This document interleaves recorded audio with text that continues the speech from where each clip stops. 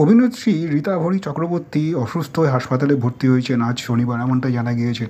মূলত বেশ কিছুদিন ধরে হাসপাতাল সূত্রে জানা গিয়েছে বেশ কিছুদিন ধরেই অম্বলের উপসর্গ ছিল অভিনেত্রী, যার চিকিৎসা হচ্ছিল। সম্প্রতি বহুরূপী ছবির শুটিংয়ের সময় অসুস্থ হয়ে পড়েছিলেন।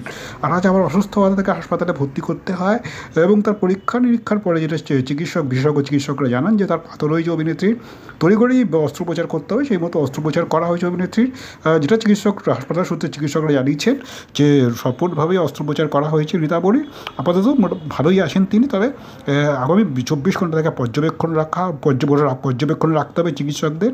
আর কবে তাকে হাসপাতাল থেকে ছাড়া হবে, হাসপাতাল সূত্রে সে বিষয়ে কোনো কিছু স্পষ্ট করা হয়নি। তবে জানানো হয়েছে বেশ কিছুদিন তাকে হয়তো হাসপাতালে থাকতে হবে আপাতত।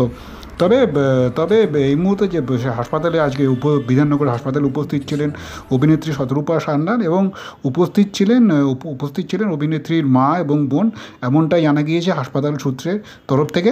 তবে যেটা জানা গিয়েছে আপাতত ভালোই আছেন অভিনেত্রী রীতাভরি।